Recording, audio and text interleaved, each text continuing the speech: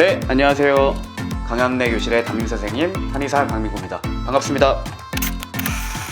강한뇌 네, 오늘 얘기를 해보려고 하는 주제는요, 바로 ADHD입니다. 소아청소년들에게 자주 보이는 것으로 알려져 있는 신경 발달 질환 ADHD에 대해서 알아볼 건데요. 일단 이 ADHD가 워낙 흔하게 언급되는 질환이다 보니까 많이들 알고 계시겠지만, 이 질환이 어떤 증상을 나타내는 질환인지 알아보기 위해서 일단 이 질환의 정의를 살펴보도록 하겠습니다. ADHD를 한글로 풀어서 말하면요, 주의력 결핍 및 과잉 행동 장애입니다. 주의력 결핍, 즉 주의가 산만하다 보니까 집중력이나 주의력이 부족할 수 있고, 또 충동 조절에 어려움을 겪으면서 과잉 행동을 나타내는 질환을 말합니다. 자, 근데 이 ADHD는 우리가 흔히 생각할 때 집중력이 좀 부족한 상태를 얘기를 하잖아요. 집중력이 부족하다는 건 수업이 됐든 어떤 상황이 됐을 때 이 눈빛이 초롱초롱해지면서 집중하는 것이 아니라 뭔가 흐리멍텅하거나 자꾸 딴짓을 하거나 이 상황 자체에 집중을 못하게 되는 걸 얘기를 합니다. 이렇게 집중을 하기 어려운 상황은요, 신경전달 물질 중에 하나인 도파민과 연관이 깊다라고 알려져 있습니다. 이 도파민과 관련된, 그리고 ADHD 약과 관련된 부분은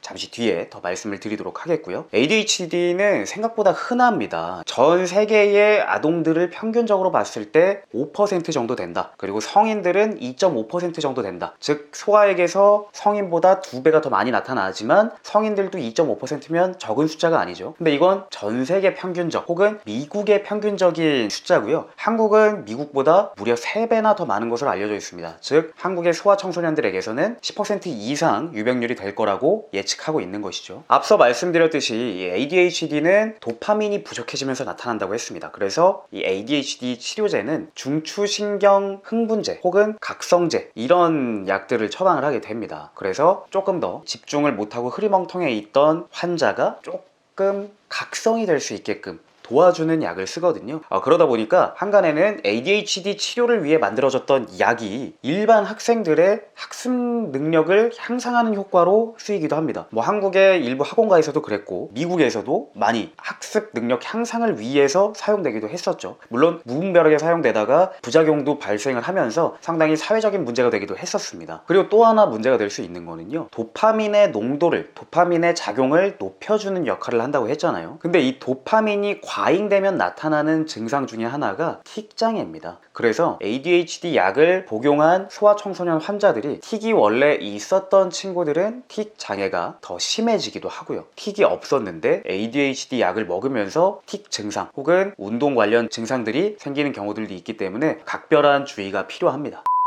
ADHD는 앞서 말씀드린 것처럼 주의력이 부족한 경우, 그리고 행동이 과잉된 경우, 이 두 가지를 같이 일컫는 말인데요. 이 두 가지가 같이 나타나는 경우들도 있지만 각각에 따라서 나타나기도 합니다. ADHD를 진단할 때 이렇게 평가 설문지를 작성을 하게 되거든요. 근데 여기에서도 이 부주의, 주의력 저하와 관련된 항목이 절반, 또 과잉행동, 충동성과 관련된 항목이 절반입니다. 그래서 어느 쪽이 더 우세한가를 ADHD 진단을 할 때 활용을 하기도 하는데요. 특히 아이가 산만하거나 아니면 시끄럽거나 이렇지는 않은데 집중력이 저하돼 있고 좀 내성적이거나 조용한 경우, 이런 경우를 조용한 ADHD라고도 합니다. 이런 경우는 이제 집중력이나 주의력이 떨어져 있는 상태고요. 이 한의학적으로 ADHD를 치료할 때는 이 두 가지 유형을 나누어서 구분을 합니다. 이게 무슨 말이냐 하면, 주의력이나 집중력은 떨어져 있는데 행동 과잉은 크게 보이지 않는 친구, 이런 친구들 같은 경우는 개규하는 약, 안신하는 약, 이런 것들을 이제 같이 써요. 이게 무슨 말이냐면, 개규는 한의학적으로 규라고 하는 거는 구멍인데 이 얼굴에 있는 구멍을 얘기합니다. 그래서 개규는 구멍을 열어준다. 즉 뭔가 화해지게, 집중이 잘 되게끔 이렇게 이제 만들어주는 게 개규약이고요. 안신약은 정신을 안정되게 하면서 차분하게 집중력을 높여주는 이런 역할을 합니다. 그래서 개규하는 약인 석창포, 또 안신하는 약인 원지, 이런 약제들이 조용한 ADHD의 환자들에게 사용이 될 수가 있는 것이죠. 그리고 여기에 이 각성 효과를 더욱 증가시키는 마황 같은 약제도 활용이 같이 되기도 하고요. 특히 이 원지나 석창포 같은 경우는 우리 한의학에서 활용되는 수험생 보약, 바로 총명탕의 주 재료이기도 합니다.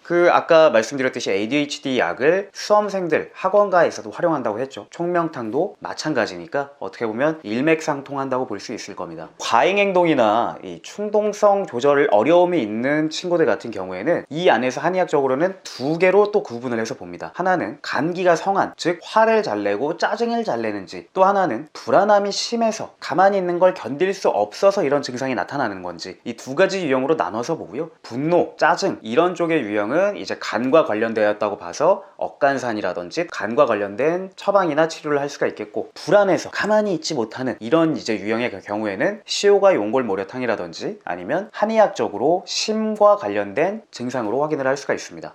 이렇듯 한의원을 내원하시면 이 설문평가지, 그리고 체질적인 진단, 뇌기능 검사, 주의력 검사, 또 체질 검사, 스트레스 검사, 자율신경 검사, 이런 여러가지 검사들을 통해서 이 환자가 어떤 치료가 필요하고 얼마간의 치료가 필요한지에 대해서 파악을 할 수 있게 됩니다. 파악을 하게 되면 앞서 말씀드린 것처럼 체질이나 증상에 따라서 치료의 방향이 결정이 되고, 그 방향에 대해서 안내를 해드리고 논의를 해가는 것이 이 소아청소년들의 ADHD 한의원 치료의 특징이라고 할 수가 있겠습니다. 특히 이 요즘 같은 경우는 아이들 한 명 한 명에 대한 케어가 굉장히 중요하고, 또 학교에서 선생님들의 피드백에 대해서 우리 학부모님들이 굉장히 중요하게 생각을 하시기 때문에 아이에게 뭔가 도움이 필요하다 생각되시면 한의원을 통해서 ADHD 치료와 관리를 해보시는 것도 저는 적극적으로 권유를 합니다. 네, 지금까지 강한내 교실의 한의사 강민구였습니다. 감사합니다.